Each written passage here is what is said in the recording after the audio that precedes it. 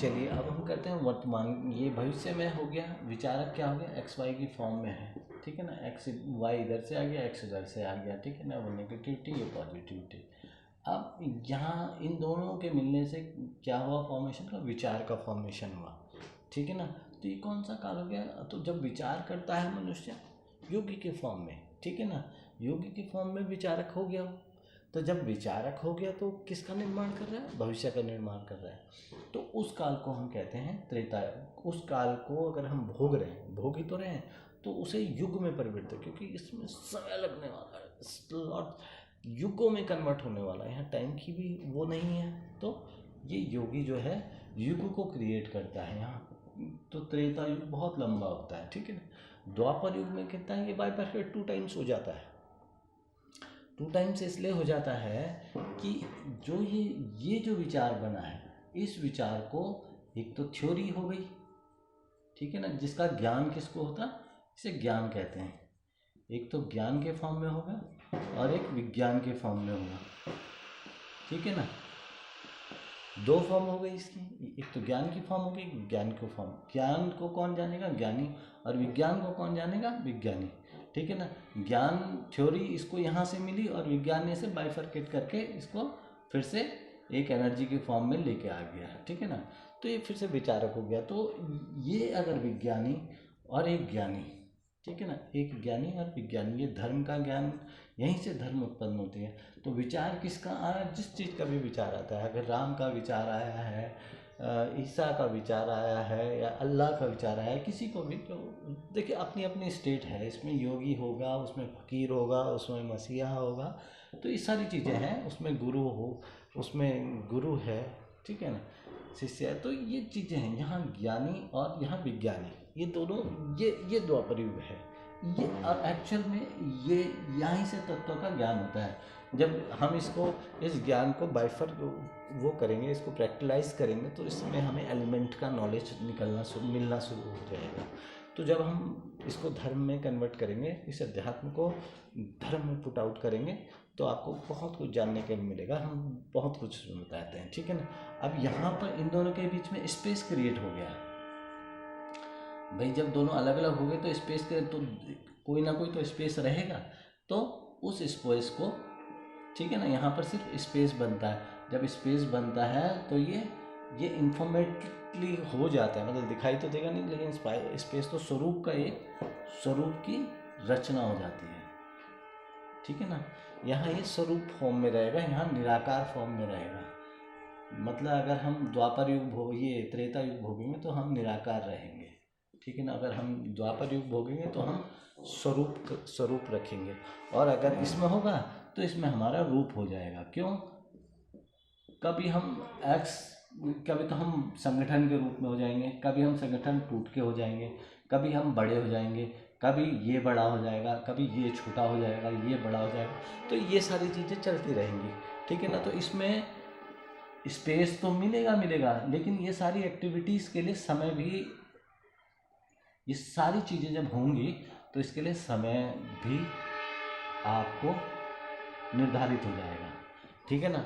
यानी जैसे ही इस इधर से रूप लेते हो आप, तो जैसे ही जन्म लोगे तो मरण निश्चित हो जाएगा, ठीक है ना। जन्म के साथ आपका मरण निश्चित है, यानी ये टाइम पीरियड है, ठीक है ना। स्पेस के यहाँ जैसे ही आप एंटर करते हो तो स्पेस के साथ साथ आपको टाइम भी भोगना पड़ेगा, ठीक है ना। यानी यहाँ से यहाँ तक की दूरी तय करनी पड़ेगी, ठीक है ना। अब दूरी तय करनी पड़ेगी, ये बीच का जो डिस्टेंस है, इस दूरी को ही समय कहते हैं, ठीक है ना। यहाँ क्योंकि जन्म हुआ तो मरण निश्चित है। अब यहाँ से यहाँ तक चलना है आपको, इस दूरी को तय, तो यहाँ गति भी हो जाएगी, ठीक है ना, गति की भी एंट्री हो जाएगी।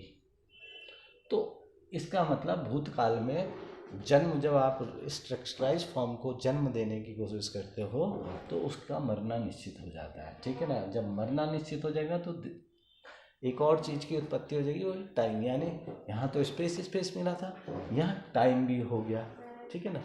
तो अब जो इस युग को कहते हैं कलयुग, ये भूतकाल है, इसी को भोगना, इसी चीज़ को भोगना जो विचार है, जब आप उसे स्ट्रक्चरलाइज कर लेते हो, स्ट्रक्चरलाइज कहते हैं, रूप रखना शुरू कर देते हो, तो आप इसे भोगना ही कहते हैं। ठीक है ना। अगर योगी होगे तो आप अंदर की साइड रखोगे, अगर सांसारिक की ओर देखना चाहोगे तो रूप धारण कर लोगे, और यहाँ पर से आपको यहाँ भोगना शुरू हो जाएगा। भोगने से क्या, भोगने में क्या हो गया, भोगना दो तरीके से होता है। एक, जब आपने जन्म लिया, जैसे ही आपका बर्थ होता है, जन्म होता है, तो ये किसी न किसी विचार के कारण, या तो पुराने अवस्था के कारण जन्म होगा, तो यहाँ पर मरण हो जाएगा। ठीक है ना। ये तो संस्कार आप पीछे से लेके आएंगे, लेकिन यहाँ से यहाँ दूरी तय करने पे, या तो आप अगर अंदर इस ओर देखोगे तो आप क्या करोगे, किसी न किसी पे निर्भर रहोगे। आप इस साइड अगर आपकी डायरेक्शन होगी तो आप सीधे सीधे इसको मानते होंगे, यानी यहाँ श्रद्धा होगी, यानी सब कुछ आपको स्वीकार होगा। ठीक है ना। और अगर इधर की तरफ आपकी डायरेक्शन होगी, यहाँ तो अहंकार होगा। यहाँ अगर ओंकार होगा तो यहाँ अहंकार जन्म ले चुका होगा। तो इधर देखोगे तो आपका सिर्फ अहंकार आपको सिर्फ दुर्गति कराने वाला है। ठीक है ना। ये दुर्गति की ओर देगा, ये भ्रम उत्पन्न करेगा बस। ठीक है ना। और तो डायरेक्शन जैसे ही जन्म होता है, अगर आप अपनी मृत्यु की ओर से चलना शुरू करें, इधर की ओर, जन्म की ओर, तो ये आपको दिशा सही देगा। ठीक है ना। आप सही डायरेक्शन, ये तत्व की ओर जाओगे, तत्व से फिर योगी की ओर जाओगे, तो ये सारा आप सही दिशा पकड़ोगे। लेकिन अगर इधर को चलाओगे तो आप नाना प्रकार के विकारों से मिलते रहोगे। ठीक है ना। ये है युग का। अच्छा, एक चीज़ आप बताइए, यहाँ टाइम यहाँ पर आया कहाँ, कलयुग में। तो स्टीफन हॉकिंस एक फिजिसिस्ट थे, तो वो कहते थे कि ईश्वर की है ही नहीं, ईश्वर की अस्तित्व हो ही नहीं सकते, क्योंकि टाइम से पहले कुछ नहीं था। हे मेरे महानुभाव, टाइम से पहले आप ये सोचिए, विचारक था कि नहीं? आपके बारे में आपकी उत्पत्ति तभी तो होगी जब आपका विचार हुआ होगा किसी ना किसी से। तो आप विचारक की अस्तित्व को कैसे नेग्लेक्ट कर सकते हैं? How can you neglect this thing, कि विचारक ही नहीं था, यानी क्रिएटर नहीं था। विचारक कौन होगा? जिसने क्रिएट करना होगा ना। अगर उसने कुछ क्रिएट करने की सोची होगी तभी तो विचारक हुआ होगा। मैंने समबडी, कोई ना कोई विचारक तो होता ही होता है। यानी समय से पहले द्वापर युग है, यानी यहाँ स्वरूप स्ट्रक्चरल फॉर्म में होगा। ये दो युग हैं जो वर्तमान, अगर हम कहते हैं, आप अगर इधर को देख रहे हो, अगर मृत्यु से इधर की ओर देखने लगे तो वर्तमान में जाओगे, और वर्तमान से भविष्य की ओर जाओगे। लेकिन भविष्य को तो जाना इम्पॉसिबल है, आप भविष्य तक तो नहीं पहुँचेंगे, लेकिन वर्तमान जरूर जी सकते हो। ये है अध्यात्म हमारा, ये है मेरा अध्यात्म का जो सही दिशा है, जो यहाँ पर कहता है। अभी देखिए, ये सिंपल सा, ये जो लगने वाले फॉर्मूलेज हैं, सिंपल फॉर्मूलाज हैं, बहुत साधारण, ये आगे लगेगा। यानी साक्ष्य भाव, जैसे मैं कहता हूँ मुझे साक्ष्य भाव की प्राप्ति हुई है, तो हरिओम महाराज जी को अगर मैं साक्ष्य मानता हूँ तो उनसे मैंने सीखा है, जब सीखा है तब सीखा है, देखा है मैंने उन्हें ये करते हुए। तो ये सारी चीज़ें हैं। अब यहाँ पर देखिए, यहाँ पर तो दो लोगों, जब हम मानव के गए ना, ये मनुष्य रूप हो गया। अब इसको जब हम धर्म पे धर्म जब समझाने जाएंगे, धर्म और विज्ञान दोनों को जब समझाएंगे, तो ये बहुत अच्छी तरह से आपकी क्लियर है। हम तो अध्यात्म, अभी तो काल और युग की हमने बात करी है। ठीक है ना। टाइम यहाँ पर से शुरू हुआ है, कलयुग से। इससे पहले, विचार से पहले, वो जब इंफॉर्मेशन फॉर्म में था तो उसे वर्तमान युग कहेंगे, और जब वो विचारक के दिमाग में था, विचारों में था, तो उसे भविष्यकाल कहेंगे हम। ठीक है ना। और उसको हम त्रेता युग भी कह सकते हैं। सतयुग में तो कुछ था ही, सतयुग तो सब कुछ शांत था, एनर्जी ही फॉर्म में था सब कुछ। तो सतयुग की तो हम बात ही नहीं करते। ठीक है ना। सतयुग और कलयुग ही भोगा जा सकता है, भविष्य नहीं भोगा जा सकता, और द्वापर भी नहीं भोगा जा सकता। द्वापर तो सिर्फ इंफॉर्मेटिव, विचार करेगा और इसे भोगना पड़ेगा। यहाँ का अगर पुरुष विचार करता है तो विचारक को भोगना पड़ता है। अगर यहाँ पर बाय द वे विचारक हम शिव को मान लेते हैं या किसी सत्य को मान लेते हैं, तो यहाँ पर अगर ये जो विचारक है, ये विचारा, अगर विज्ञानी, यहाँ पर अगर दो हैं, विज्ञानी और, ठीक है ना, ज्ञानी, यानी संत और विज्ञानी। कलयुग में अगर संत है और एक विज्ञानी है, तो जो विचार विज्ञानी कर रहा है, जो संत कर रहा है, तो किसको स्वीकार करना पड़ता है? योगी को, तो कभी ये भोगी हो जाता है, ठीक है ना, कभी वो संत के कुकर्म भोगता है और कभी विज्ञान के कुकर्म भोगता है। यानी इस बेचारे योगी को, जो यहाँ पर विचारक था, इसको मानना तो आपको पड़ेगा, ठीक है ना, ऐसा तो नहीं है इसका अस्तित्व तो नहीं, विचारक तो है ही। लेकिन जब ये कलयुग में विज्ञान जब उल्टा दिशा में सोचने लगता है तो उसका कुकर्म कौन भोगता है? ये योगी भोगता है। कहीं ना कहीं उस विचारक तक आपकी इन्फॉर्मेशन, जो वाइब्रेशंस होती है, जो रेडिएशन, जब हम विज्ञान पढ़ाएंगे, जब विज्ञान की बात करेंगे, ये सारी निकल के आनी है, ठीक है ना।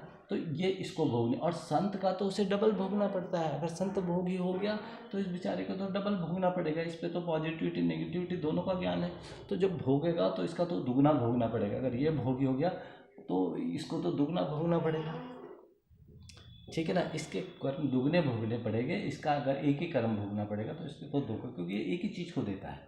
नेगेटिविटी तो ये अपने पास रखता है विज्ञान वाला, ठीक है ना, यहाँ के अनुसार। अब देखिए विज्ञानी की जो परिभाषा अब हम बताने वाले हैं धर्म, और जब हम साइंस में जाएंगे तो विज्ञान कैसे है, ये डायरेक्शन, अविज्ञान कैसे हो गया और ये विज्ञान कैसे हो गया, ये सब निकल के आने वाला है। अभी अध्यात्म में हमने इतनी चीज़ें बता दी, तो एक चीज़ तो बिल्कुल क्लियर है कि स्टीफन हॉकिंस कहीं से भी सच नहीं बोल, ये उनका एक जो कथन है ना कि भाई कोई है ही नहीं creator, there is no creator at all, ये मान ही नहीं सकते हम कि जब विचारक होगा तो जो विचार करने वाला होगा तो क्रिएटर तो होगा ही होगा, सीधी सिंपल बात है। तो ऐसा तो हो ही, यानी कोई क्रिएटर है नहीं, ये मानने वाली बात नहीं है। अगर इसे समझें हम उसकी तरह से वैज्ञानिक भाषा में, तो यहाँ पर वो विचारक निकल के आ ही जाता है, क्योंकि टाइम तो आपका अब शुरू हुआ है ना। टाइम तो जब आप भोगने की स्थिति में होगे, जब कलयुग फेज में आओगे, तभी तो टाइम शुरू होगा। उससे पहले तो टाइम था ही नहीं, और टाइम नहीं था लेकिन विचारक नहीं था, ये बात तो हो नहीं सकती। विचारक तो पहले से ही है। विचारक ने एक ने तो विचार करा, उसने भविष्य काल का निर्माण करा, और एक फिर उसके बाद विचारक के बाद वर्तमान काल का निर्माण हुआ है। तो दो काल तो ऑलरेडी निर्माण हुए हैं, या इसे द्वापर युग कहेंगे और इसे त्रेता युग कहेंगे। यानी कलयुग तो तीसरा फेज है, चौथा फेज, सतयुग को तो हम मानते नहीं, तो तीसरा फेज है, यानी भोगने वाली स्थिति है।